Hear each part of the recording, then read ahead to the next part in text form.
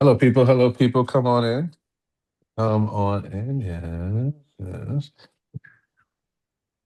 Glad we got some folks in here. Hello. Hello. If Hey, you're in how are the you? if you're here, put in the chat where you're coming from so we can see what's happening, where things are coming. Although I recognize most of you folks in here for sure. I'm excited to have you in here today. As you know, those of you who have been a part of the exchange and come through here, this is just a great place where we just really want to bring some folks in that are doing ministry, that are passionate about this work of racial justice and reconciliation, and just give a place for people to learn together, right? Learn from folks who are doing very specific things, but then also learn from each other, right? Like I see a lot of things that are going to be really interesting and fun as we engage today. So good thing to see some folks. We got Rhode Island, got California, we got New York City, we got Texas. Like we just hitting all the spots. We covered the whole United States in here with just a few folks. Amazing. Uh, so today, just so we can make good in the time, we'll jump in and kind of chat about what we're doing today. If you were able to see what we're talking about with the exchange, we're really looking at this idea of leading from a place of rest and restoration, and the passage that really kind of gets us and anchors us in here today is Mark 6:31, in which it says, "Then because so many people were coming and going, they did not even have a chance to eat. And he said to them, this is Jesus, come with me by yourselves to a quiet place and get some rest." And man, I mean, when I hear that, I ask the question, right? Like, what if rest isn't something that you earn after you work and do all the things, right? But what if it's the very ground on which your faithful leadership continues to grow? And so this Mark 6:31 passage, finds Jesus pulling his disciples away from the crowd with a simple countercultural command: come away, rest a while. And I think to those who are in this work, those who are leaders, Christians, period, right? I think Jesus is extending that invitation for us as well. And for us now, even as we come together. So as we kick off the summer, this is the time when people get to do some of that. So we're going to invite us to kind of think and pause and hit a little bit of that here, even on the exchange.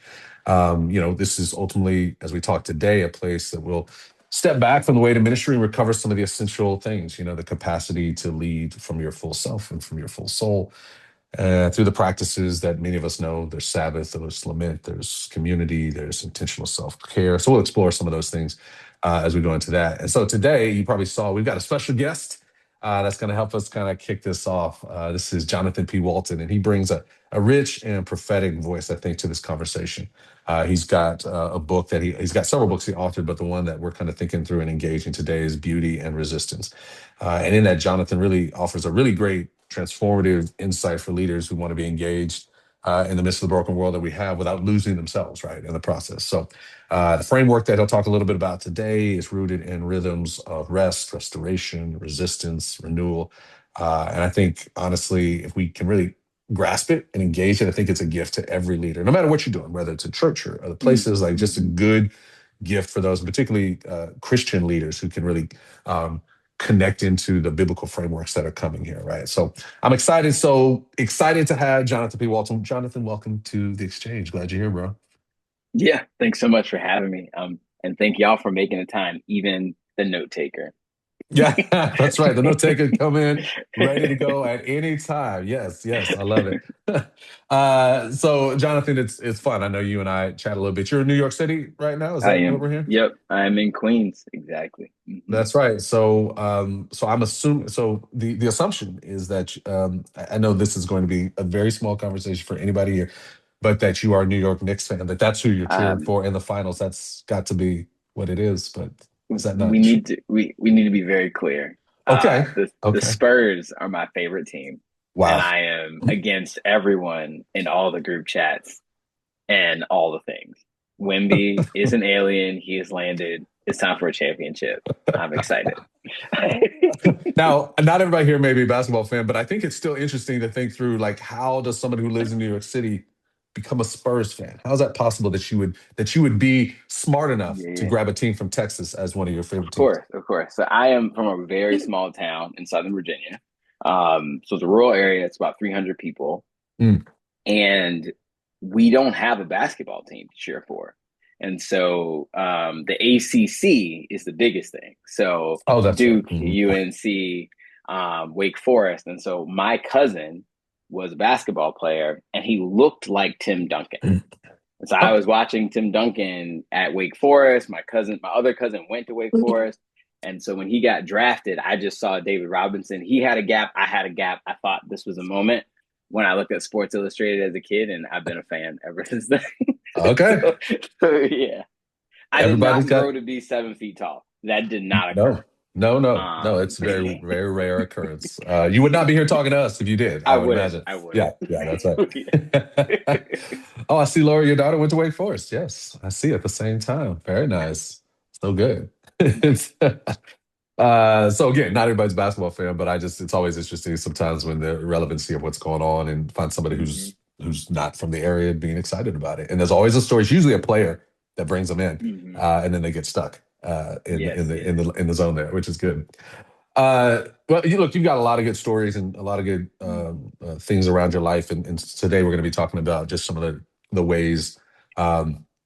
That this concept of rest and even really the sort of the big term of burnout, right, which I think is kind of even more Mm-hmm. pejorative in a sense, that it's affected you, right? And so I know that there's many people that are engaged in this justice work that find themselves caught between the urgency of what's going on, right? There's always something going on. I mean, Yes. there's always Always. something going on. We're even right now where we are in Texas. I live just the town next to Frisco, where we have a stabbing that happened with a teenager and another teenager at a track meet. There was a black teenager who stabbed a white teenager in a case.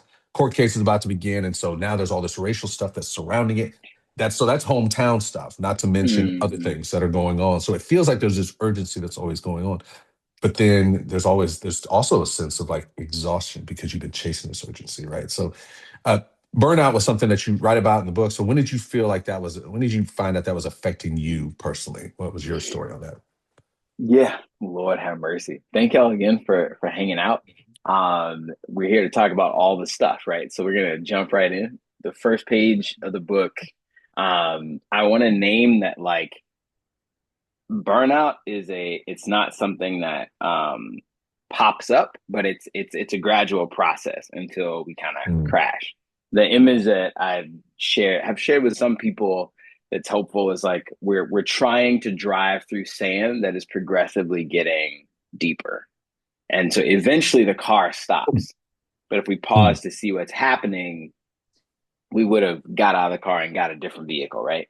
mm, But so I would say that I opened the book with me, putting blood in the toilet when I woke up one morning mm, and not knowing why. And then doctors not knowing why and people not knowing why. So then I have to back up, right? My wife had ruptured her Achilles tendon and I thought activate Super Jonathan. The mm, month before that, my job, my Christian wonderful job, restructured and was moving people around or moving people out.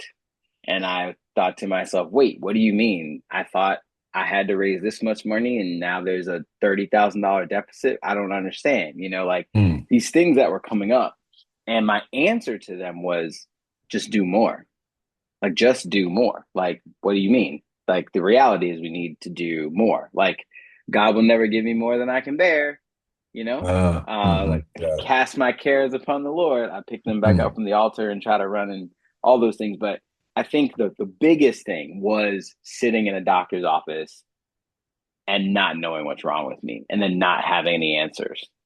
mm. Um, Now, funny enough, I will say that I am repeating that process this year Okay. InterVarsity, InterVarsity, since this last call, eliminated our department. And my wife didn't get injured. I got injured. I had hip surgery last year Mhm. and foot surgery and shoulder stuff from me thinking I was going to be an athlete, as we already talked about. And so I feel like God has given me a chance to actually live a lot of these things out. And so I will say that the first signal for burnout for me, Jonathan Walton, is falling asleep on the couch. That's the first signal. Mm, I fall. My wife goes to sleep. The kids go to sleep. I'm like, oh, let me get some work done. And I fall asleep on the couch. That's the first signal that I'm out of bounds. Mm, I'm like, oh, I'm falling asleep on the couch. The second signal is um, not eating 3 meals a day. right. Oh, like how when was the last time I didn't eat 3 meals? I also another signal now is when was the last time I went to the gym? 'Cause I have a tracker that I scan in every time and it says, 10, Mm, 12, 15. And so there are these patterns that I have in place now. And if I'm not hitting those patterns, then I know that we're headed towards burnout.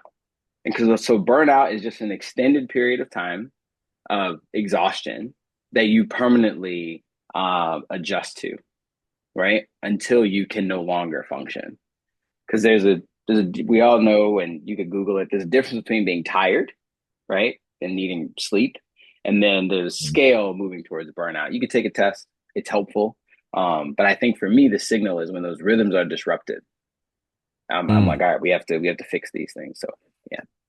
That's really interesting. I'd be interested. Look, if those of you are on here, like if you put in the chat, if it resonated with you, like, oh, this is my signal, right? Because you're talking context for you and how you personally Mm-hmm, measure it. mm-hmm. I'm sure, for me, it puts in my brain like, oh, I wonder what my first signal is, or what are some of the signals, whether it be the first one or Exactly. not. What are some of the signals? So, for those of you here, if you're as we keep going, if you have a signal for yourself, throw it in the chat. Just maybe it'll spark something in someone Mm-hmm, else as mm-hmm. they think about their own signals.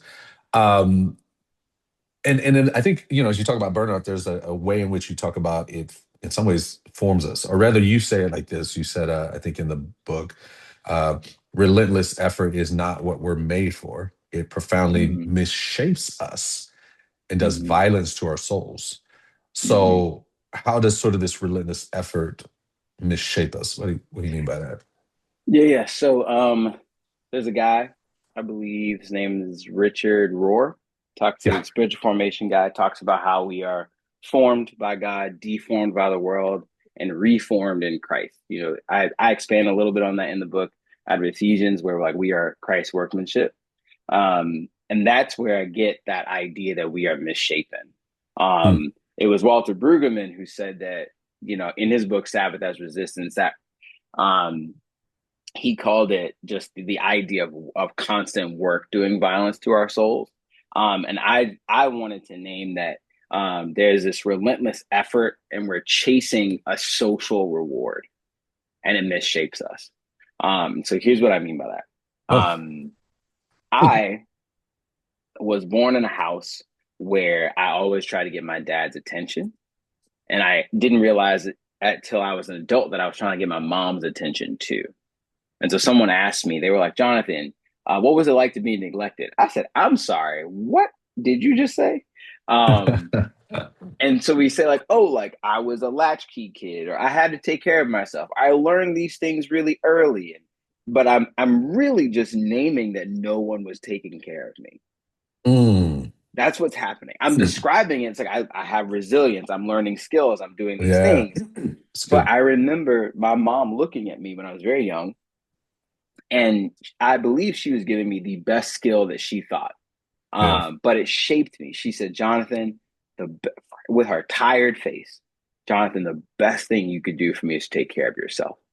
That's what Mm, she said. All right. Like, can you take care of that? And she's exhausted. She's working 3 jobs. She's got 4 kids. My dad is not working or not around. And when he is around, it's not helpful. Right. So all of that's in there. And so I took that.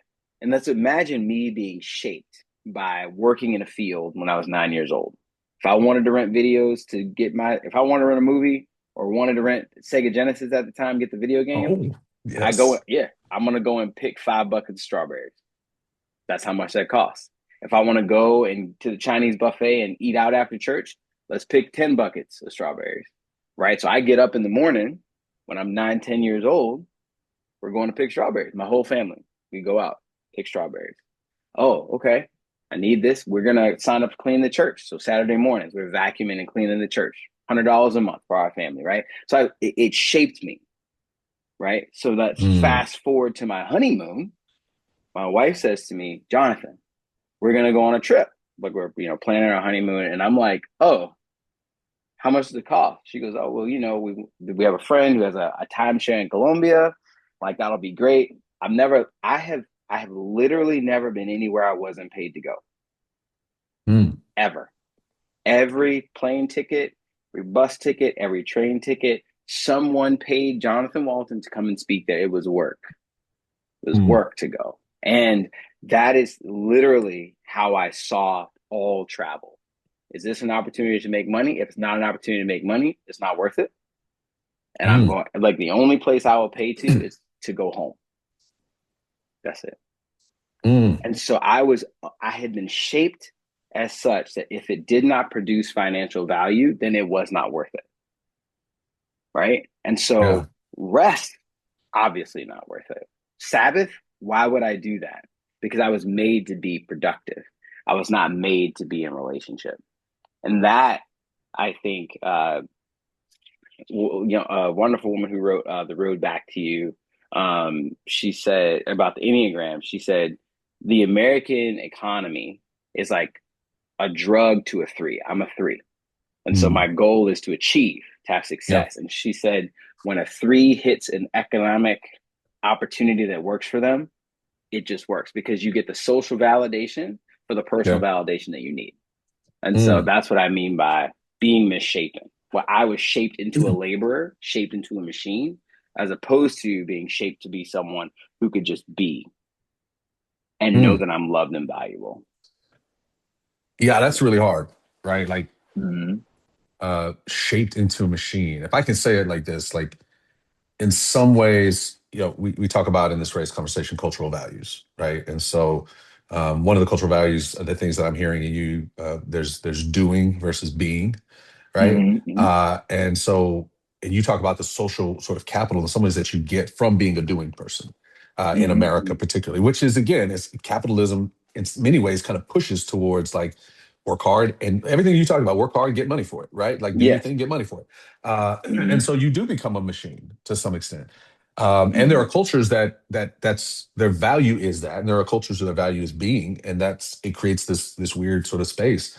Um, and I'm really moved by the sense of where you're sitting and you're going like, hey, uh this is the way I describe my life, if you will, as a latchkey kid, or whatever. But you talk about resilience in the midst of it, and that speaks to I think what you talk about in some ways like an ecosystem that you surround yourself with, right? Mm-hmm. Like that kind of furthers this burnout. What do you like? Talk more about this ecosystem sort Yeah. of idea. Absolutely.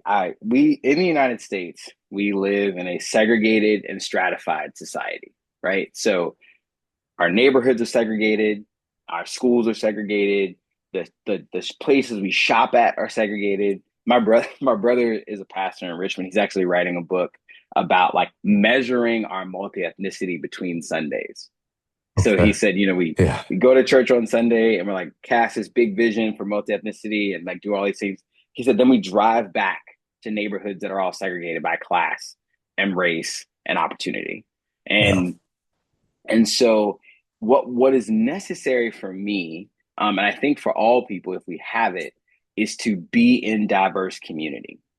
And so I had never been with anyone who had money until I came to Columbia.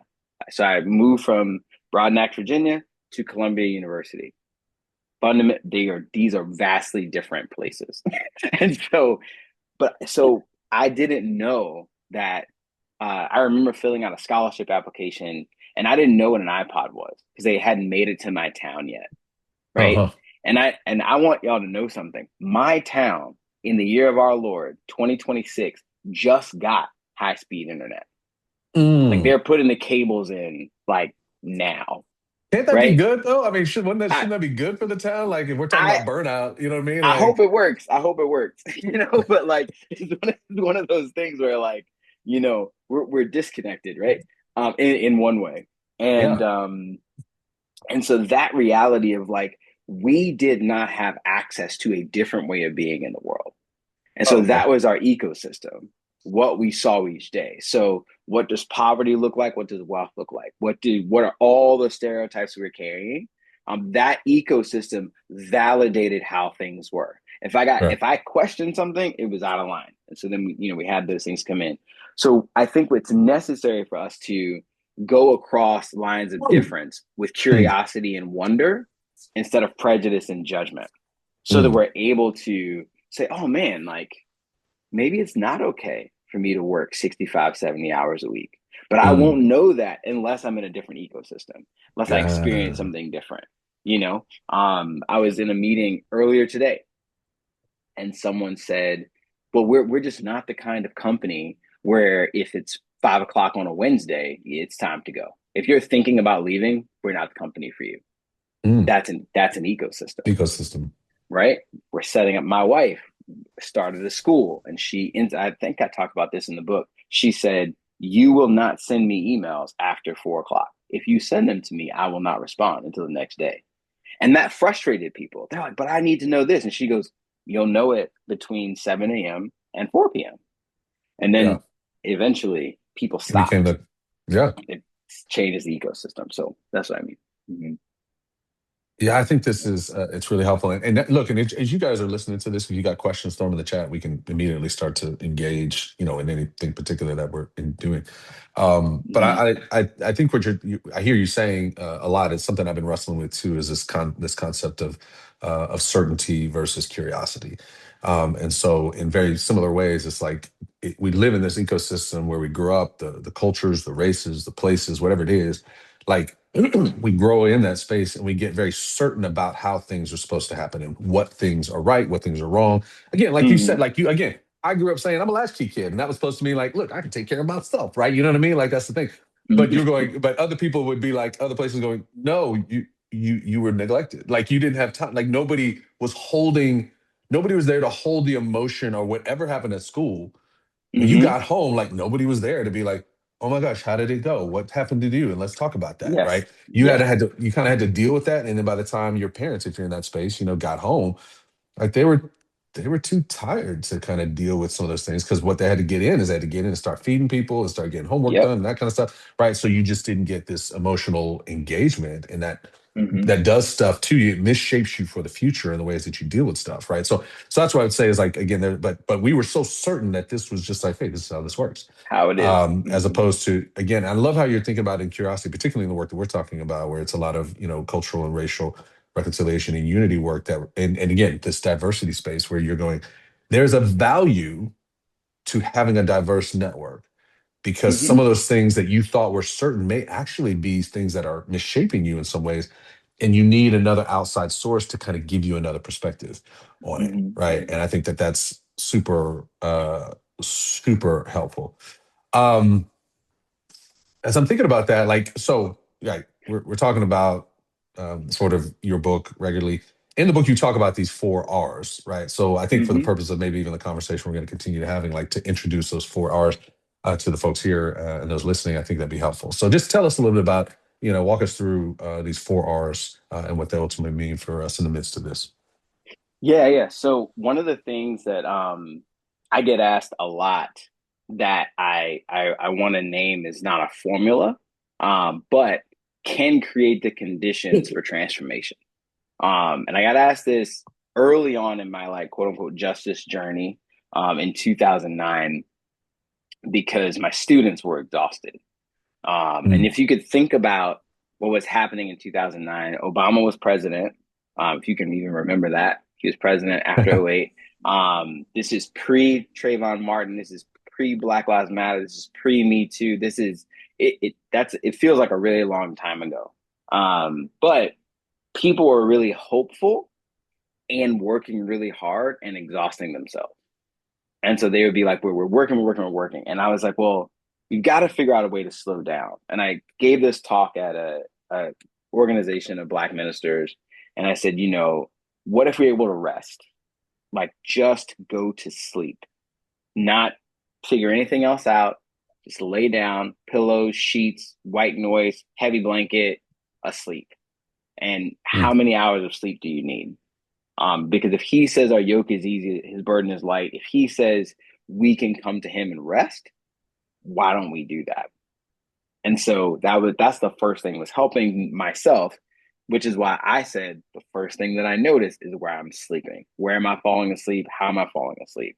Um, Additionally, the next thing was restoration, because I may get 8 hours of sleep in Jesus' name, right? My child prevents that at 3 a.m. every day. She really wants to give me a hug. She told me that I'm coming at 3 to give you a hug. And so um, and it happens every day. And so sleep. Then there's restoration, because I could get a good night's sleep, but what is happening throughout the day help me get filled, because I'm gonna pour out. There's gonna be effort. There's gonna be work. There's gonna be productivity. There's going to be some sort of actions that require energy. So I've got to figure out who are the people, what are the practices that actually help me become a whole and fruitful person, and not just fruitful for my sake, but fruitful for my family's sake, fruitful for the FedEx person's sake, fruitful for my administrators, right? People should experience the kingdom of God when they meet with me, because I've met with God, so I can Mhm. receive and reflect His kingdom, right? So restoration, then resistance. Like, we actually, if I'm rested and I'm restored, I'm going to have to say no to something. That's just automatic. And so, are there ideas? In the book, I also talk about these 5 I's of, like, are there ideas, ideological, these things I believe about myself and other people that I need to resist? Are Mm. there institutional realities that I need to resist? A lot of the counseling and conversation sessions I have to ask people to leave their jobs. I'm like, this institutional reality is not going to help you get to where you're going, and you don't actually have any power to change it. And Mm. so how can we leave, Then there's interpersonal stuff. A lot of us don't know how to say no to anyone, because we don't want to be a disappointment. And so we overfunction. So we got to learn how to Mm. say no, right? So what do we say no to? There's intimate spaces, right? A lot of violence, a lot of in the book I talk about, a Peruvian scholar, it says coloniality happens in the intimacies of life, where it's like, what's your house like? What's like, how is your home operating? Me and my wife got in an argument once, a rigorous discussion, and she said, and I think I said this in our other conversation. She said, "I won't be colonizing my own house," right? Because we were talking about language. My wife speaks Chinese. I speak English. I speak some Chinese, but we're having these conversations. She's like, Jonathan, like, this is, you're constantly asking me to come to a Western world. I need you to come to an Eastern world, right? And Mm. I'm like, where are we? How does this work? You know what I mean? And so there's intimate things I need to say no to. And then there's the individual things that I need to say no to. And then we repeat those things. So rest, restore, resist, repeat daily, weekly, monthly, quarterly, annually. It's been an amazing thing for me to look at, like, okay, I can only do this once a year. And that's great. It doesn't have to happen every week. Some people, but because I Mm. love leaving the city. It's realistic for us to leave the city once a quarter. That I may want to do more, but, like, let me Yeah. maximize that once a quarter. You know what I Yeah. mean? So those are the 4 R's to kind of, like, how can we rest, restore, resist, repeat in ways that lead to individual and communal fruitfulness. Mm. Mm-hmm. Yeah. That's really good. And again, anybody who has questions, throw it into the chat or comments. I see, Laura, your comment there about how it looks like being the shape in the water we swim in, right? We need Mm-hmm. outside voices and proximity to expose us to the wonky shape. I like the word That's right. wonky. Yeah, That's a good yeah. word. Wonky is always it's a great word in there for sure. I feel like I'm just gonna be wonky. Period. Like Yeah. it's I just gotta own it. My shape has been wonky since I was about 25. You know what I mean? My shape don't quite look the same as it should have. Uh, Yeah. so you talk about these new rhythms. Um, I mean, how does somebody who's in the midst of this burnout, like who, if you're in, if you've been going for a while, Mm-hmm. and you're like, okay, I need to get these new rhythms. Do you need like a stop for a second? You know what I mean? Do you need like a hold up before I start these new rhythms? I need to actually just stop Yeah. and Yeah. be still, recuperate, right? Like, Mm-hmm. Mm-hmm. like, is that necessary before you kind of get into some of these Yeah. places? I'll be honest. The answer is yes. So there are four R's.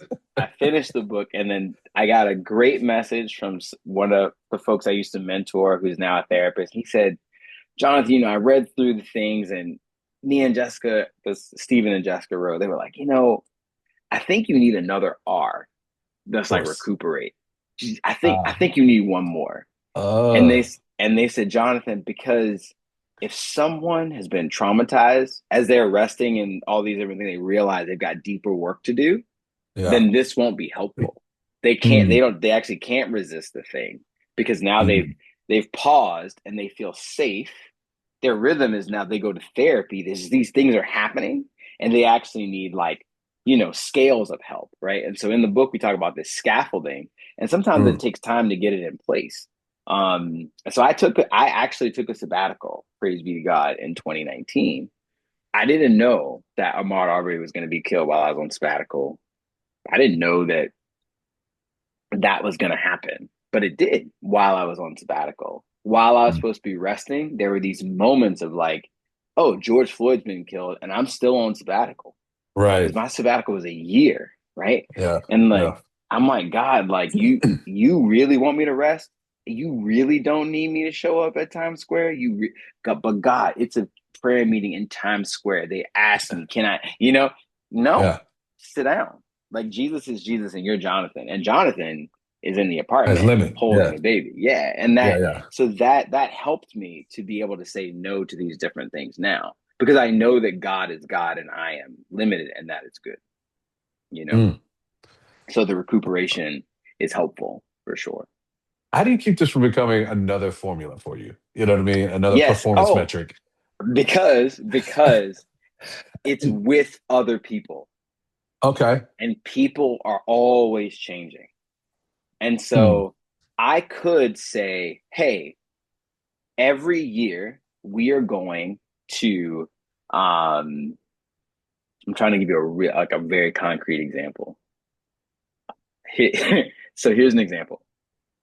Frozen 2 is my favorite movie. I've probably Oh, seen it 40 times. wow. It That is is a random friend. pull.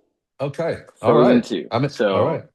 I got to I give it think another chapter watch. 2, it's great. Chapter 2, I talk about it like the reality of like there is reconciliation, justice, all those things. All the people that talk about it being woke, it is woke. It's got lots of justice and reconciliation in it. Um, so so my children expect us to watch a movie and me to make homemade pizza every Friday night.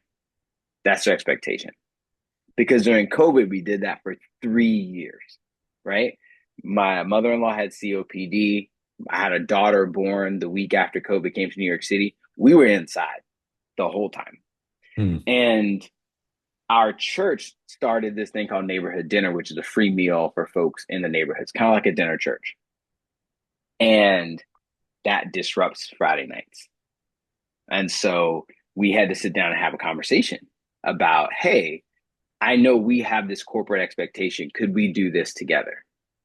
And that was hard to facilitate that change.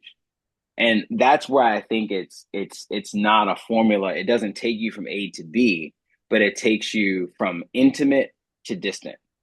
And so I think we're constantly trying to figure out how to be close to Jesus and close to one another. And so as my children are growing, now they go to neighborhood dinner and expect neighborhood dinner. If we're not a neighborhood dinner, then we're doing pizza. And they know that. Blah blah is going there and things like that. uh, so you're saying there's like there's the category is set in some ways. You got to have rest, right? You got to have Mm-hmm. these things that resistance, but the way you move within that has a lot of variances, so that you don't feel that you have to live up to this one way of doing it Exactly. the whole time. Because then when you don't do it, you feel like crap. I didn't hit the formula today. Like Right. it's like the old. Well, I have to say old. I know growing up in the evangelical space, I'm growing up, and it's like, hey, you got to do your quiet time every day. You know what I mean? And it's like, Yes. and if you don't do it, then you're like, crap, I didn't do it. Like I missed the formula today. And so it's wrestling with, yeah, but what does quiet time mean? You know what I mean? Like what is Mm-hmm, time with mm-hmm. God? How does that work? How do you find a way to do it in a way that's not cookie cutter? You know what I mean? So I feel like can be very similar in the way that we think about that, right? Yeah. Yeah. I think that. what you're talking about, even as you explain it, is like, and I read this comment. I think there's a because we live in a racialized, stratified society, right? Yeah. We are constantly being pushed towards optimization. We're constantly being pushed Yes. towards efficiency. And so Uh-huh. I can't just do a quiet time and spend time with God. It has to be the best one. And like it has to be maximized. You know, we can't Yes. just have a small group. It's got to be a beta group or a like there's something that's happening. It has to be an initiative. And like we could just pray and it be prayer. And there's no sign in sheet, there's no email sign up, there's no Yeah. like recap. Like we just prayed and it was good. You know what I mean? And so I think if we are able to remember that the soil we are in um, is toxic, we can be gracious with the trees that have grown. And so the soil that we're in, the culture that we are on this call that we're baked in, is exploitative. Like it Mm, is violent. That is the soil. And God said, I'm making all things new. mm, If we're able to hang out in that reality that God has made all things new, so I can go home and there are roses that my wife planted and I can see them bloom. Like the kingdom of God is breaking through in ways that are beautiful and wonderful all the time. And I can lament the fact that the guys that I need to come and fix my house, I need to give ICE resources to them because I don't want ICE to come through my neighborhood and take them. Right. mm, So I'm holding these two realities every day. The kingdom of God is breaking through, and the soil that I am on is broken. Um, and so mm. how can Jesus come? Hey, great to Cool. meet you, Duffy. Yeah. See you later, Chris.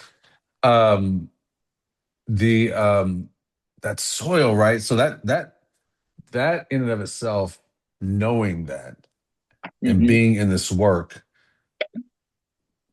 partially creates an issue for me. In the sense of, like you said, like this doesn't stop. The soil is what the soil is. So the soil is going to keep producing what it's producing. But when you're on the front lines and when you're a leader in this work, Mm-hmm. Mm-hmm. like you can't, it doesn't feel like you can take the day. It doesn't Yes. feel like you can stop. Like, so you mentioned it. You're like, I'm on sabbatical in the midst of this whole thing. I was the same way. I was literally like, I was literally, when 2020 happened, I was literally um, riding fumes to a sabbatical that was set to happen in August of that year. Mm-hmm. Like I literally like the whole month, year, I've been like, okay, I got this coming in August. Like I'm gonna get here. I just gotta I'm get gonna there. get, I'm gonna do it. And then George Floyd gets killed in June, Yep. and it's Mm-hmm. like, what? And I'm burnt. You know what I mean? But Mm-hmm. this is like Mm-hmm. the moment. Like this is what Mm-hmm. every racial group and ministry. This is your time. Get in. And I'm like, I can't. Yep. Like I can't. Yeah. I You have had to nothing get left. out of Yeah. it. Right. So how do you wrestle with sitting out? You know what I Mm-hmm. mean? Mm-hmm. In some ways, when all this is going on around you, like how do you wrestle with that? Yeah. So I had a conversation yesterday. So again, my team, we're navigating this transition, and my two admins are just really honest. They're like, Jonathan, with the midterm elections coming up, the war in Iran, more people like being scooped up by ISIS accelerating in New Jersey, like the protest. And Jonathan, we're leaving. Like what do we do with that? And so we sat and we prayed. And I think that whenever we are tempted to get to push our own boundaries, like the emotional, physical, spiritual boundaries, I think there's an invitation from God that's usually quiet to say, like, come and talk to me. And God is saying, hey, like, can we sit for a moment? You know? And Crystal, one of my administrators, told this story that she takes her kids to the park pretty regularly, and they cut down the tree, and the kids got mad. They said, God, they cut down our tree. We used to play at this tree. And so then she says, well, maybe let's just play with the stump. And so they play with the stump. Like, this is my mushroom store. And like they're playing with the stump. And then the stump rots, Yeah. you know? And the kids are like, man, like it's not even a stump anymore, you know? And They're taking then, everything from me. right, Yeah. right. And then she said, then we went and they saw a snapping turtle like digging and laying eggs in this spot where this tree used to be. And they sat and they just watched the snapping turtle do their thing. And they said, oh, what do you learn about this? What do you learn about that? And she said, you know, there's always new life happening. We just have to keep coming back to see it, to see it, to see what is present there. And I think when we think we have the answer, when we think it's up to us, that I think that's a signal to stop and discern the season that you're in. Mm. It's always a season. Like it is, these things are always happening, and God is sovereign. What is His invitation to us? And I think that that moment of like, oh, okay, it might look like something's being destroyed here, but something else notices that this is a place where new life can happen. And so they're going to do that. This turtle knows the season, you know? And so how, like, what do I need to stop and see? I feel that pull every time I open my phone, you know, because Dilly in Texas is far away from me. I see the protest, Yeah. but Delaney Hall is a train ride away. Yeah. But I've got gymnastics to take my kids to. I've got things to pick up. I need to raise $50,000 before July 1st and $300,000 before the end of the year to make Yeah. this transition.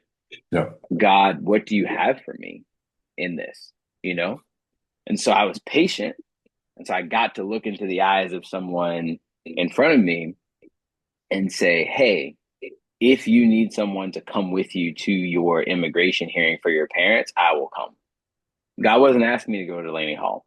He was asking me to meet this young woman, pray for her, and then connect with her family.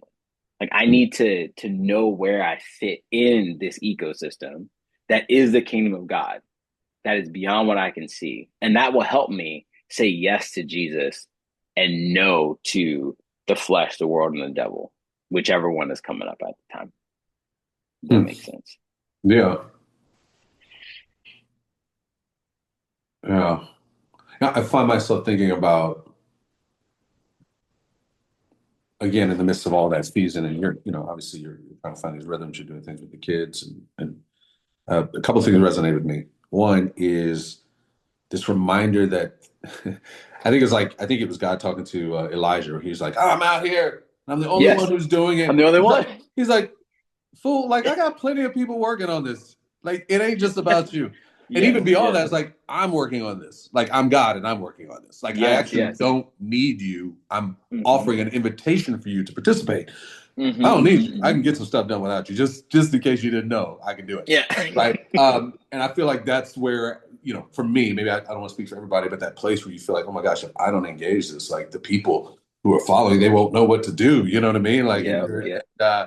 and I think it's a good reminder, right, for our, I'll say, for my hubris, right? Like, Mm. God can God can handle it. Like Yeah. he doesn't need you, right? Like at some point you didn't exist and this still was going on and people were doing stuff. And at some point you won't Mm. exist anymore and it will still be going on and people are going to be doing it, right? Mm-hmm. You will not solve all of this today. This work we're doing is not one that in many ways is it's a war that will continue when we're dead, right? Because it's not going Mm-hmm. away. Sin being demonstrated in terms of degrading people for something, whether it's the color of their Mm-hmm. skin or the speech they have or whatever. Well, we're going to fight this until Jesus comes, right? Mm-hmm. So the work is still there, and I think in that sense, like it will be here when you get back.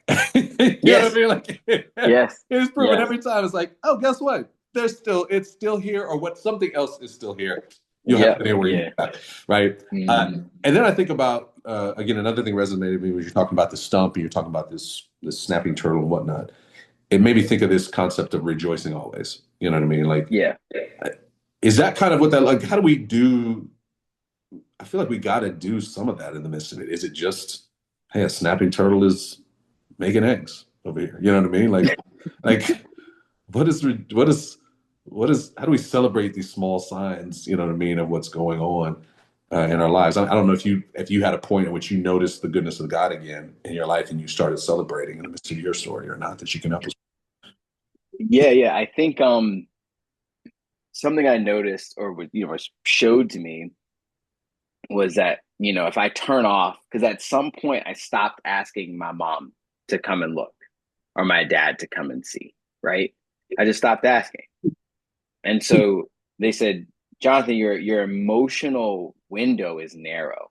So I would never get too sad or too excited. I was kind of just even. Now that gets praised too. Jonathan, you're so steady. You're so Mm, like, yeah. so good. And but the reality was I couldn't feel Yeah. pretty wide, you know? Mm, And so I think once I started to understand my emotional maturity and my spiritual maturity are inextricably linked, that's some of Pete Scazzera's emotionally healthy spirituality stuff. That's some therapy and spiritual formation with Kimberly Williams and some other folks I mentioned in the book. Like, I'm like, oh, okay, like it's actually a pretty amazing thing for a kid to be born. And it's really terrible to lose a parent. Like these require wider than like, yeah. yeah. There's some tears and then some Yeah. elation that needs to Yeah. happen. And so once I started to avail myself to like these really hard things, Mm. that actually opened up the gates to be able to say, oh, have you ever flown a kite? That's amazing. Have you ever, this pizza is delicious. Like, ah, don't you think it's really cool that insert thing? If we just pause for a moment. I remember telling my daughter, I was like, Maya, did you know we can take cold water from the ground? It'll come up like hundreds of feet up in the air and come out hot in a faucet. Did you know like that happens? Like that's a miraculous thing. Like there's like me and you are having a conversation with people hundreds of miles away, and there's a computer recording it that people are gonna get a recap about. Like somebody made that. You know what I mean? Like to just pause and like reflect on the good things that are around us and the hard things that are around us and try to avail ourselves to the emotions that come alongside that. So I think that usually we have to deal with like whatever that clog is. For me, it was grief. Like I just Uh, did not want to be sad. But once I was able to deal with that, that unlocked the joy. For my wife, it was actually the other way around. Like she could be sad and angry.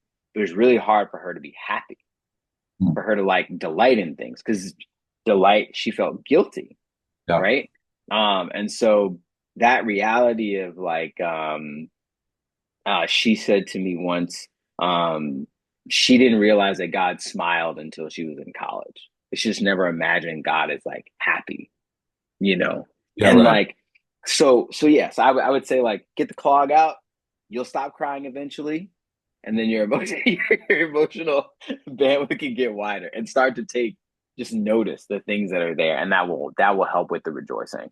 Um, because if we can grieve with those who grieve, mourn with those who mourn, and rejoice with those who rejoice, and it creates this economy of feelings that makes us more human. I think. Yeah. I was fond of that, and then I see Laura, you have a question in there. Mm-hmm. When I was when I was hearing you, you mentioned a couple of things. Like I think this emotional move, this bandwidth, this access, if you will, to all Mm-hmm. emotions. Yeah. Uh, I think it's a really good thing for people to grab, right? Like I'm like I think I was like you for a long time in the sense of or where you get to the point where you're emotionally constipated. You know what I mean? It's just all Yeah. Yeah. it's just nothing you can do nothing with it. And the black and white thinking of I can either be happy or I can be sad. Like Yep. those things can't exist together, right? Mm-hmm. So if you're in the activist mode and you say rejoice always, you know what I mean? Like I see Lisa, what you're saying over there, and this, reminder that recognize God is always working, He's in control, and taking the time to ask Him, what's my part? Like that's a way to rejoice always. God's in control, but there are, and I'll say this is outsiders. There are people who are like, yes, but people are dying over here. You know what I mean? Yep. You're not allowed to go. God is in control while people are dying. You're like, Mm-hmm. but why not? Right? Yeah. Because you know what I mean? Like, who told me that that's impossible? Yeah. It's right. Like, I think that's the place where we lose a lot of nuance and complexity about life. is that Hmm. you can be sad and happy at the same time. Or I can, to your point, I can rejoice because my brother had a baby, but I lost my grandma the same day. Like, Mm. like they deserve the feeling that's Yeah. associated with it. But it feels weird to be like, I can't celebrate this because I should be sad here, or I can't be sad here because I should. No, you can do all of them, right? And that's Yes. the place giving ourselves freedom to do that, right? And so I think Hmm. that that nuance and complexity is something that I didn't learn much of. It was usually either or, and I know other people who are in this race work, they feel that too. When it's time to like, hey, I want to be able to enjoy my kids, but people are dying. It's like, yeah, Hmm. like, welcome to life. Like that's the way life is. Right. That is literally every. You know what I mean? Like even if you're Yeah. even if they're not even if you don't know of anybody dying, I promise you, based on the scale, somebody's dying around the world, right? Like it's Yes. happening. Exactly. Right. So Exactly. there's that. But I want to get to the question you had in here, Laura. Right? You talk about I find so often that I have an experience, a wake up call or pain of some kind to awaken my need to rest, restore, and recuperate. Is there a way we can, as a beloved community, create signposts that help us notice sooner, slow sooner, or are there hardships, or are those hardships what God uses to get us to wake up? Yeah. So I think God is using lots of things before the hardship. Like you know, hey Samuel, hey Samuel, Uh-huh. hey Samuel, right? Like I think there's some signals beforehand. Um, I think God is faithful, so he uses the hardship, right? Like I think he gave me many signals that I was overdoing it before I needed hip surgery. But I was like, I want to keep doing the thing, you know. He definitely gave signals before I tore my labrum, like in my shoulder. Like he was giving signals. I just did not want to deal with it. And so I think one of the things that can help us slow sooner is taking communal Sabbaths and having like when I talk about this ecosystem, like none of the things that the spiritual practices that we pursue as like American Christians were ever meant to be done individually. They're actually meant to be in community. So a lot of the books that I mean, no shade to the folks that write books about rules of life, no shade. Um, but most of us, we take them and we say, I'm going to do this, as opposed to we are going to do this. And so I think um, if we are taking regular Sabbaths that include cultivating intimacy with other people, then they can help us slow down and be signposts for us. There was a young man who lived on the street here in the city, and he asked one of my students, have you ever seen your ears? And the student said, like, yeah, like in a mirror. He goes, yeah, but like, have you ever seen them like by yourself? And she's like, no. He goes, exactly. Like we need each other to help see what other folks can't see, you know? And so I think we need each other to be able to see those things that are happening. And my daughter is the one who actually helped me try to make friends after the pandemic. Because Mm. somebody walked by and they said, "Oh, like what does your baba do for fun?" And she said, "He doesn't have fun." And then she walked away. And I was like, that's a signpost, right? Like Yeah. it's but you got to have people that are close, um and I told someone something very similar last week at a conference I was a speaker for, and she said, but like what if I don't have anybody, and I said that's very fair. You just moved here and all these different things. I said, you know how you're scared to ask people out on dates? And she's like, of course. I said, well, it's kind of the same. You kind of offer it to this other person. And I said, there's a whole conference here of people that just got invited to take a Sabbath. So you've got 175 opportunities to like go and have some conversations. And then she did. She went to a friend and had a conversation. They took out their phones and they said, hey, every other Tuesday we'll get tea together and just talk, Mm. you know. And I pray that it happens. You know what I mean? But they took out their phones, they set the time, they were intentional. We walked through some of the 4 hours. I was like, what would make it really special? I get this cup, I get this mug, I get this tea. I sit in this place. It becomes real, it becomes tangible. And then in Jesus' name, they'll do it. But I think people are the signposts. We need Mm. we need community. Yeah, and it's interesting because in some ways the answer that for Laura's question is yes and, right? Like it's both and, right? Like, right, there's a sense of like, if you develop community, then there'll be a community around you to show you, hey, here's some of the signposts to engage that. Mm-hmm. But life is also not predictable. So sometimes hardship hits you, you don't have a runway for it. Like you turn Mm-hmm. all of a Mm-hmm. sudden you get a phone call and life has just shifted, a hardship has just shown up. But if you have a community that's set, then they do the same thing. They walk you through Yes.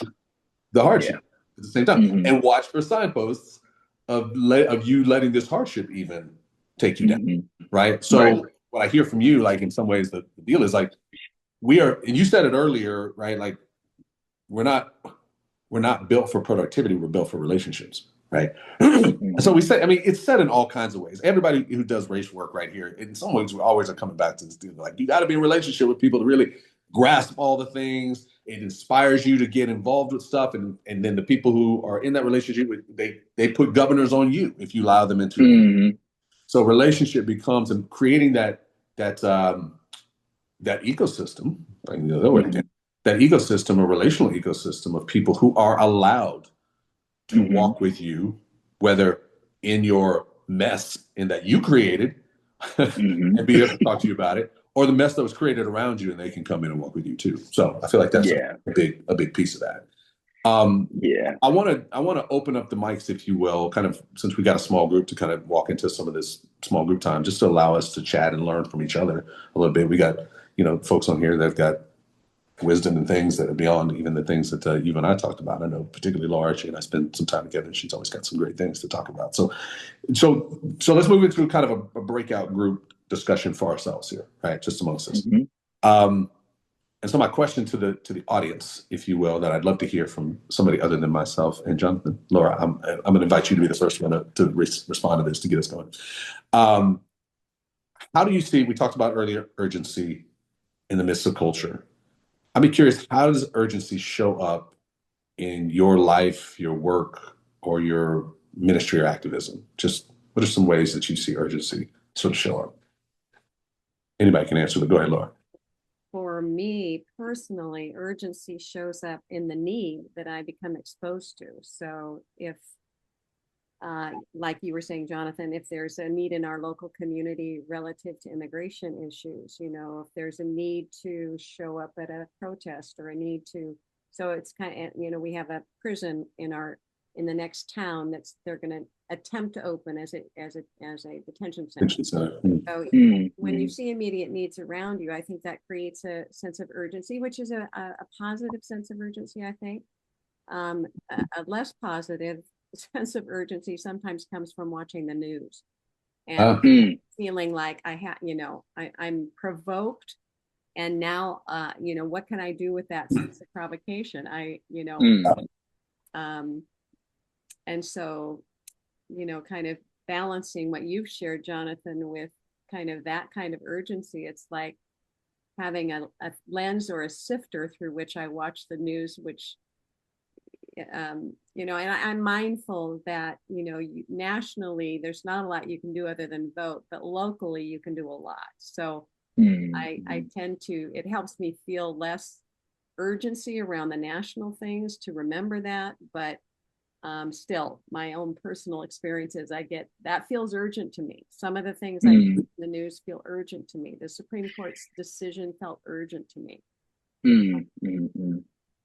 So, yeah, learning how to take that urgency and as you say, Jonathan, the prayers, spend some time in prayer. What is it I need to respond to? What is it I don't need to respond to? And if I do respond, how do I then find a pathway to do that? Mm-hmm. Yeah, yeah. as you're talking, I think there's three stay-at-home moms. Well, one stay-at-home mom. They're working now, but when I asked them about these things, one of them said to me, she does some spiritual direction. She said, I need to localize my outrage, is what she said. And so she's like, I watch the news, but I get angry about my block, is what she said.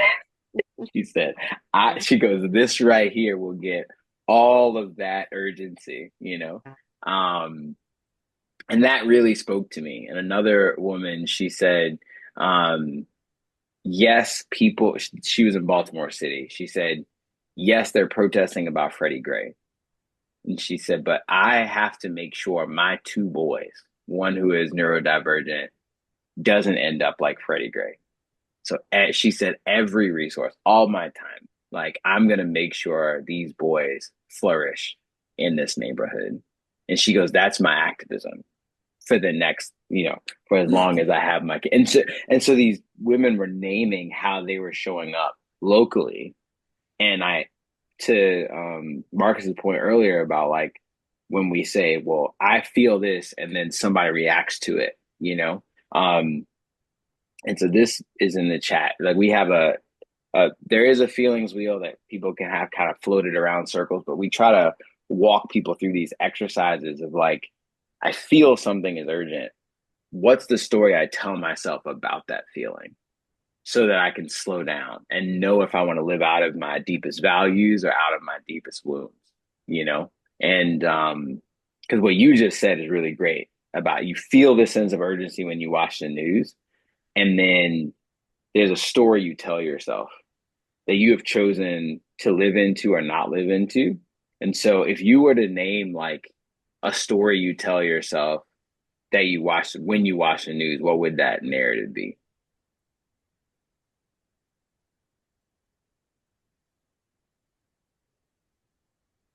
Story I tell myself is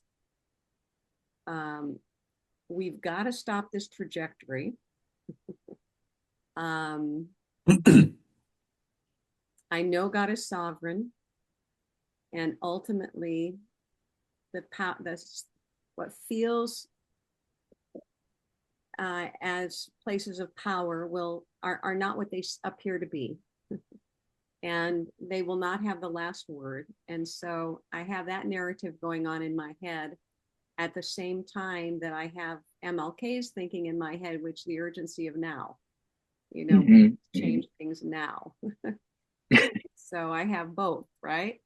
And then what do you believe about yourself if you act in the MLK, or what do you believe about yourself if you wait or act differently?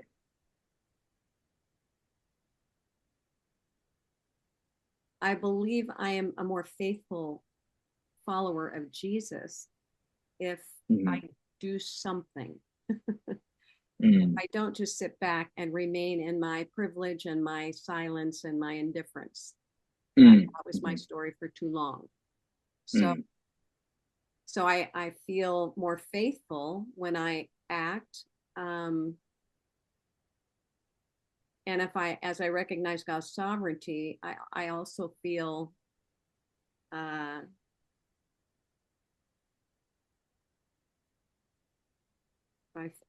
feel a sense of contentment there, but not that anesthetizes me. Yep. To inactivity. It's not an activity. So I'm both drawn to activism and to spiritual practices. So, and I think so. The Jesuits who said, what was it? It's about. I can't think of the language they used, but it's about both. So what you said, like, if I was 25 and stressed out, and you looked in my eyes and told me, hey, I feel like a more faithful person if I do something. I feel like I think doing that in community gives us permission to say no, permission to have boundaries, permission, so those types of dialogues are, I think, necessary and fruitful. So that was great. I just appreciate that. Yeah. Yeah, it's so interesting. It opens up thought, Laura, too, because again, kind of leading these spaces. There's the story you tell yourself is that people expect me to do something about this, right? As a leader in the space, they should be going on my social. They're expecting to go on my social media and see what I have to say about this thing. Yep. And if I don't, then all of a sudden I lose validity. You're not even valid. Like, you're not talking about this. You're not even valid anymore, right? And you're like, but to your point, like, but but I'm doing this every day. You know what I mean? Like I'm not Hmm. just, Hmm. it's in the outreach world we talk. One of the things I used to talk about is it's like the homeless person at the corner of the intersection, right? Every time you see that homeless person, you're drawn to like I should do something, right? Hmm. And and here's the deal: if you're not doing anything, you will feel really drawn to do something right then. And one of the things I was talking Hmm. about, like if I'm driving up to the deal, but I work every Saturday. I go and work at the local food pantry. I give money to that pantry. I'm on the board of that pantry. Like I'm doing work Hmm. in this space. I Right. don't have to give this cat $5. Like, because Right. I'm doing this every day. I don't have to feel Hmm. the guilt of I stood up. Like, no, come to the food pantry. We hook you up for longer than what I'm going to give you $5 for. Like, we're going to give you a Hmm. pathway, right? So that's Right. where I think maybe in this work sometimes has to come through is like it's easy to do a $5 post. You know what I mean on a federal issue. You said on a federal issue that I can't do anything about. The best I can do is Hmm. post about it. You know what I mean? And that's the thing is driving me and giving me urgency. If you're Hmm. doing work in the midst of it, along it, then the fear is like and here's the other thing. I have to perform to be valid, right? I have to perform to be loved, right? Or Hmm. even like I have to defend myself all the time. I have to do things that make my work defendable and I'm valid, Yep. right? And so you said it in some ways. I think the relationships you surround yourself with, in some ways, you don't have to validate yourself to all these places because you've got folks who are around you who are engaging with you, and not that you have to get validation from them, right? The validation is from God. But again, there's these people that are coming around and going, no, you don't have to do that. Like, keep working on the thing that God has put in front of you. They have to remind you because it's so easy to just get caught up in that. I got to get in on this because if I don't, then all of a sudden I'm not a valid ministry, and then people won't give money to the ministry, and then what are we going to do? Yep. Whatever. Like, I just want to name that. I'm imagining I'm Yes. not the only person in the room who's ever experienced that, but I know that. In fact, I know it because people talk about it all the time. So I just want to recognize that for myself and probably somebody else too. You know, I don't Yeah. know. Yeah. I talk myself off that ledge every day. Yeah, yeah. And what you're saying is the ledge is always there. Like Yes. that is Yes. always there. That Like makes sense. how did I end up by the window again? I don't understand. You know? So yeah. 1,000%. Oh my Now, goodness. so again, let me. I didn't know if Lisa, if you wanted to had anything you wanted to just share in the middle of that as well, just about your own sort of urgency in the culture. I don't know if you even can. You may be at work and just listening, but anything? Oh, sure. No, I'd love to share. Thank you. Yeah, And this sure. has all been just absolutely amazing and confirmatory for me and just resonates.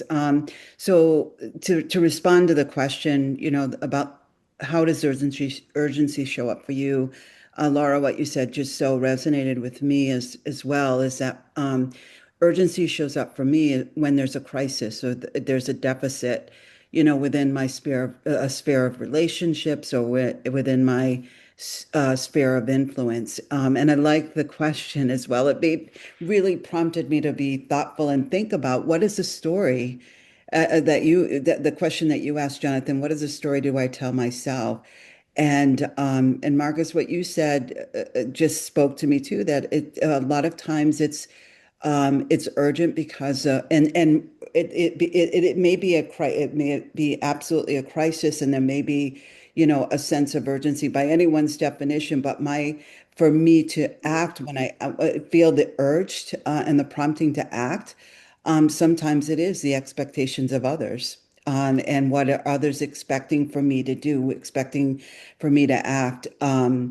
And how to respond. And what I'm learning, I have not mastered this, or what I have declared, and it's one of my, I have several declarations that I just speak to myself every day, is that I am learning to respond to and live to an audience of one.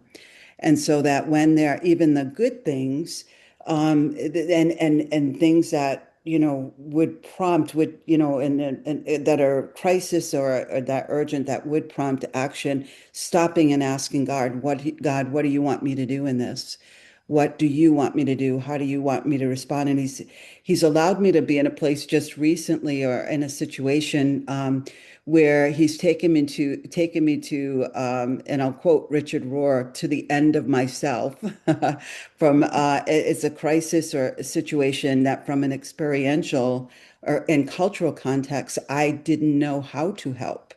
And so the Lord spoke to me and said, this is just where I want you to be, because then you have to rely on me and trust me and surrender to me, and to allow me to, guide you in what you do, and to be, not to do, but he said, I want you to just be in this moment, be present, be there, demonstrate my grace, demonstrate my love, and not necessarily, my mindset has been similar to Jonathan, what you were talking about, a mindset of productivity. And if I wasn't multitasking and doing 10 things at once, then I wasn't being productive. And he said, in this moment, in this time, my ask of you is to be. And so, again, this has just been so incredibly helpful and again, confirmatory for me. So thank you. No, I love that. Thank you for sharing that. And Yeah, I'm thanks. interested, just in the midst of thinking through even more conversation with everything you said, Lisa, and the things you're saying, Laura, too. Like there's there's a sense of, I love Jonathan brings in this conversation on ecosystem, right? Things that are shaping our lives, the people, the patterns, the practices around us.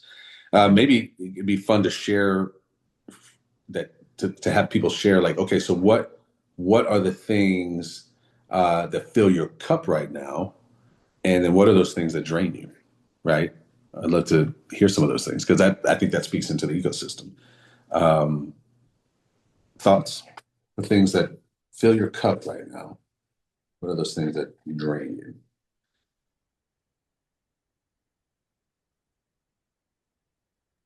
I know the things that fill my cup are, number one, just spending time with the Lord, and just spending time, just worshiping, rejoicing, but also lamenting and mourning with Him. My heart, and in situations where I'm in a place of hardship, my heart may still be heavy, but my spirit is light when I do that. So that fills me. But also, Jonathan, to what you were saying, the communal Sabbath, spending time with family is what really fills me up. I just Sunday took my 9-year-old granddaughter to the movies, and it was just, I mean, I just felt like, oh, I was on cloud nine, just spending that time and spending that fellowship. So those are the two things that fill me up.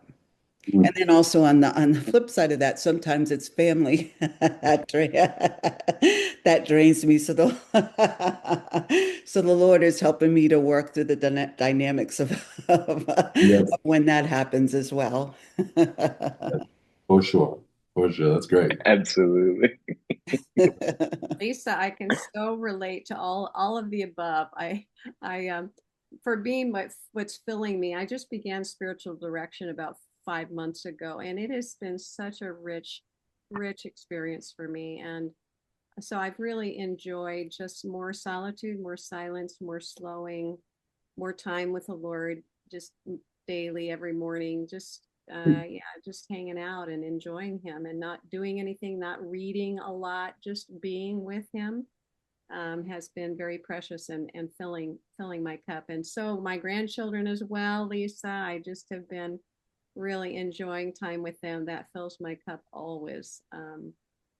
And the draining part, I think the draining part for me is the emotional drain of seeing the church, particularly the white church, the white evangelical church, um, in in a continual state of denial, and that is draining on me. I feel that deeply.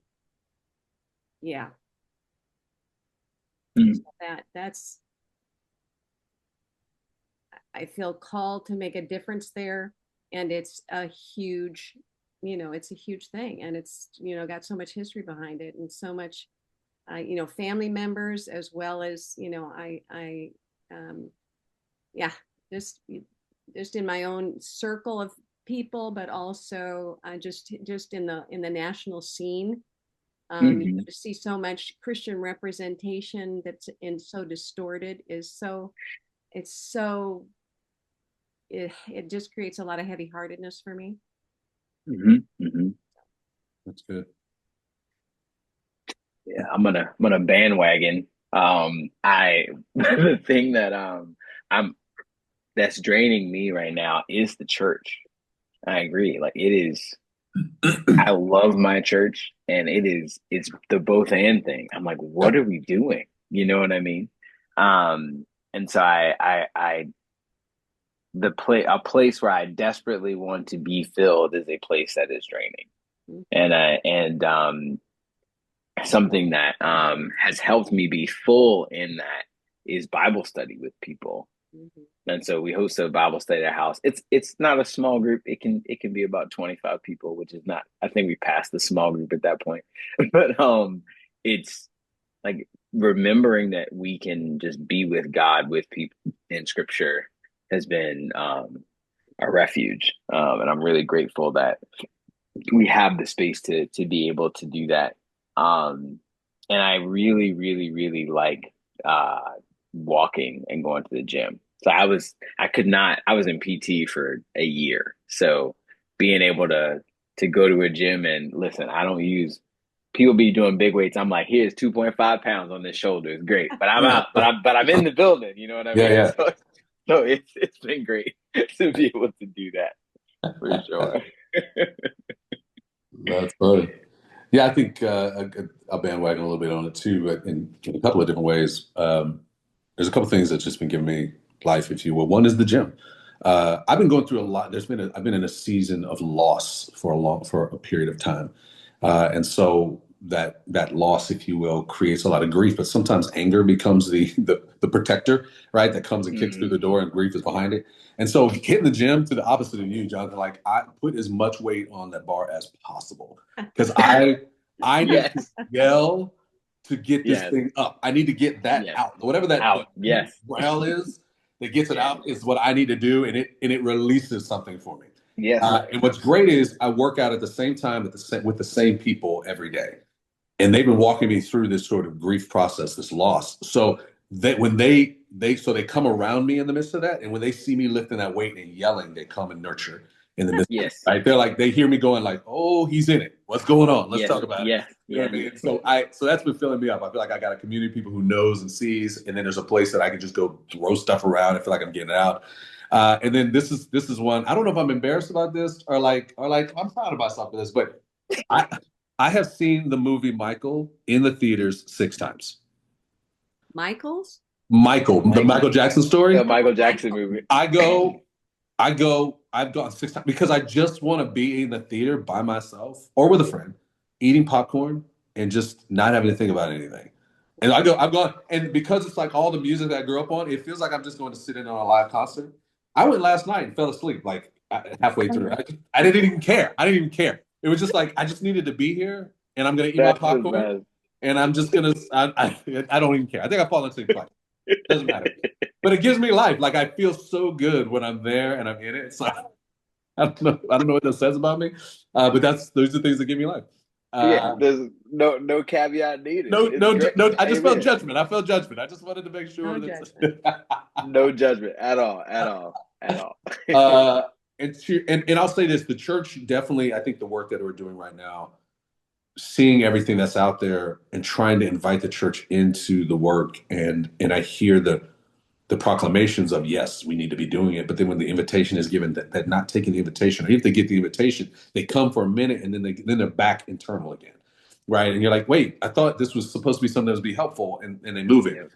But what I also will say, just to give the church a boost, again, in the midst of the grief and all the stuff I've been doing, I've been going to a Black church in my neighborhood for months now, and the beauty of the Black church is like it makes space for the pain.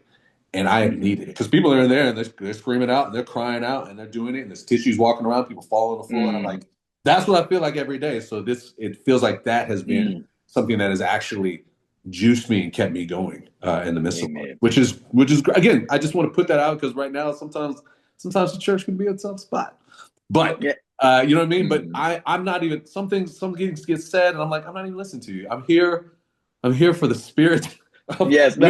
I'm not. I don't. Yeah. I just here for this right now. So anyway, Yeah, so that's the place where that is. yeah. So we're starting to, in some ways, get to the end of it. I'd love to hear from us as we kind of think through. I mean, um, as you're listening, what's been most impactful today for everyone as we've kind of been hearing? It's great for us to kind of name it. It's also good, I'm sure, for Jonathan to hear it. Not that you need the accolades, Jonathan, all that stuff, but sometimes it's a lot of work. You know what I mean? So The nuggets that resonate are always good to know. yeah. So whether it be a new rhythm or a boundary or practice you're going to carry into the summer intentionally, or something that hits you. I know, Lisa, you were talking about so much of this has been confirming certain things. So just as a way to verbalize it, what have we heard today that has been most impactful?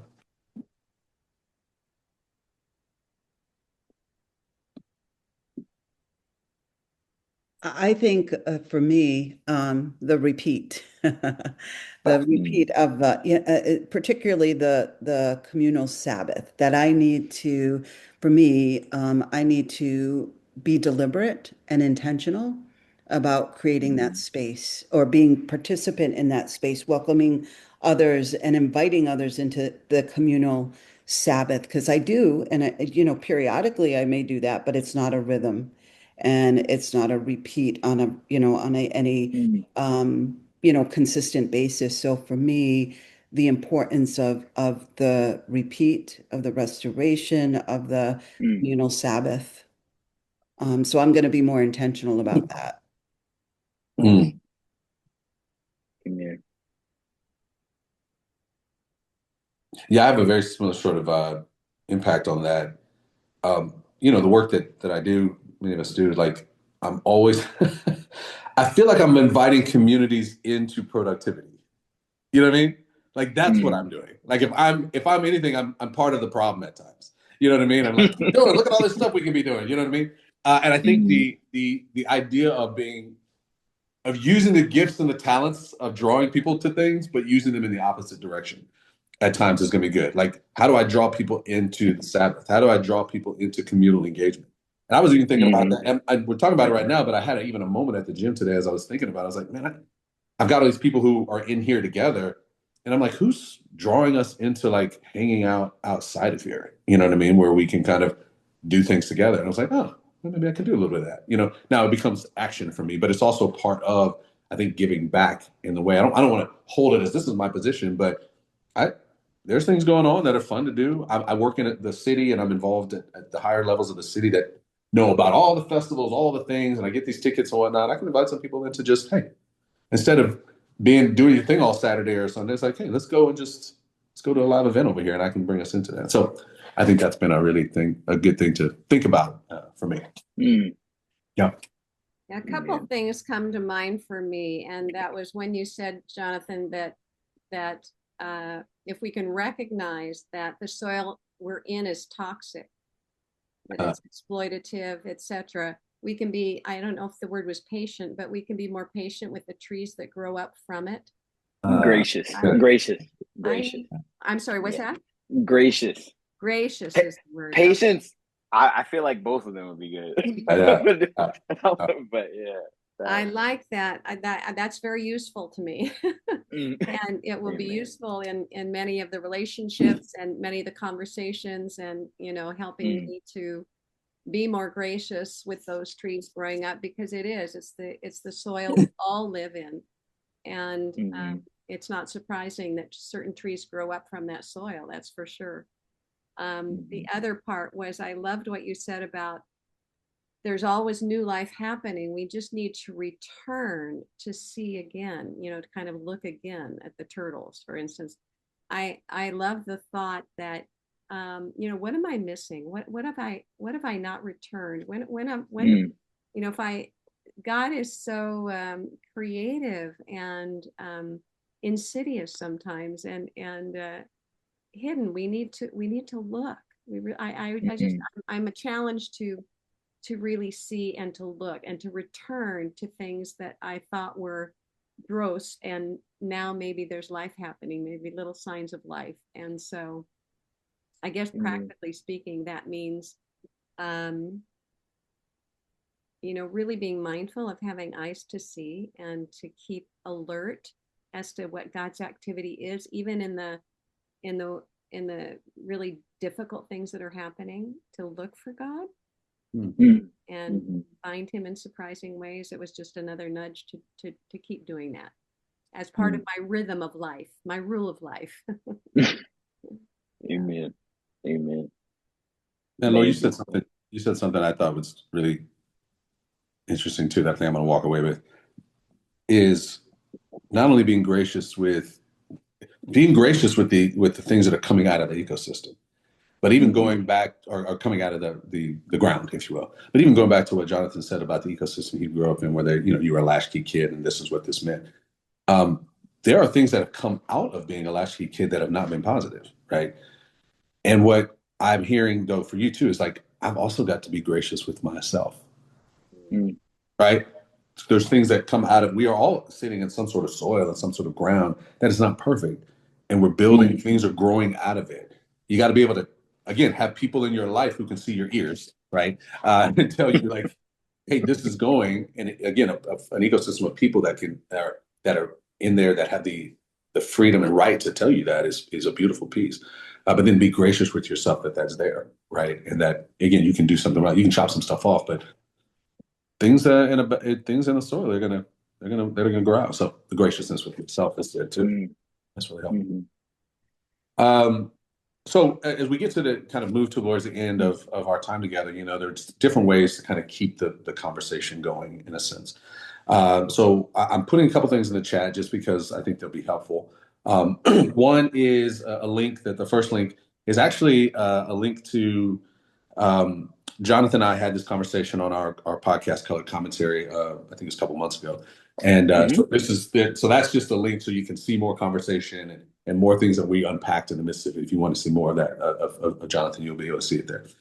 The second is a link, and I think we talk about this at every exchange because there's a curriculum that we've written called the Resilience Roundtable, which ultimately is meant for the opportunity to have these kinds of conversations more regularly with people. It's a framework that, in many ways, there's R's and all these things, right? So we we talk about it in terms of C's, right? There's a place in which you come in and you bring your content, if you will, that you're upset about. But then there's also the things or your concerns. That's the word. You bring your concerns in of the world around you. But then you also get curious about other people's thoughts and what they're thinking about. That gets you out of yourself. You become more compassionate to the ground, to what has grown out of the soil to some extent, and then celebrate, which is this rejoice always sort of aspect of a framework, right? So it's a small group curriculum that people do with groups of folks. Sometimes they do it with their friends. We created it right after the current administration got put in place, and people were just on the ground in a fetal position. We're like, okay, we need to get everybody moving and create that resilience, and so that's in there too. So, but Jonathan also has he gave us a lot of really good comprehensive lists of resources, and we can't put them all on here. But what we're going to do is in the follow-up email, we're going to put all these things so that you can have access to them and see how we go a little bit deeper in on that. You know what I mean? So I'm grateful for that. So let's thank Jonathan for his time and coming in here on that. And Thanks so much, y'all. Thank Jonathan, you so much. just on the way out here, if you will, like anybody who's listening, right? And what here now or whatever, if someone here feels weary, close to burnout, what encouragement would you want to leave with them as they head out from now? Yeah. There was a little girl. I mean, she was like a little girl to me. And she said, I don't want to go home. I don't want to go home. And I prayed with her because she had to leave the conference, just like you have to leave this call. And it feels very good. But as soon as you close the laptop or turn off podcast, like you're back in that reality of whatever you felt away from in this experience. And but I told her, because someone told me, they were Jonathan, you have to find Jesus. Because he's there. You got to find him. And so to the people that, are listening and they're tired and all those things, you're weary, worn down. Jesus said, come unto me, all who are heavy laden, and I will give you rest.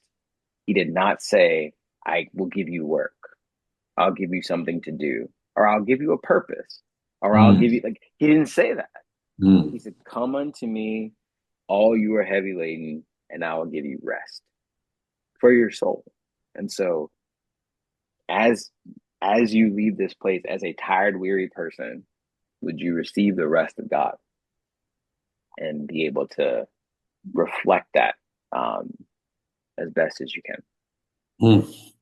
Man, well, let me pray on that, because that's the spot. Amen. God, I'm so grateful for that word, that last word, the recognition that as you come to us, that you do ask for us to put our burdens on you. And ultimately in this work, the burden is on you. We know, again, as we said earlier, we get to participate, and you allow us to engage in it as a way to connect with you, but the burden is really yours. So I just pray for the leaders that are here, that are watching, that we will allow these burdens of the world that constantly keep coming, and the ones that constantly people are putting in our backpacks, God, that we will take those off. We'll find times to take those off, whether it be for extended amount of times or just on a regular rhythm of a Sabbath time, to take that off, give it to you, and allow ourselves to rest and be rejuvenated and to recuperate, and the energy and the of who you are and what the Spirit has been pouring into us. I'm grateful for Jonathan and his work. I pray that you will bless that. I pray that you'll bless his family and his kids as they do the work they're doing. I pray for those who are here, God, that you'll bless us and watch over us. In this world, we are going to experience trials, and in this work, we're going to experience it too. But we are so grateful, God, that you have overcome the world. So I pray that we will allow you to overcome the world as we do the work, and not try to take it on ourselves. We're thankful and we love you. In Jesus' name, amen.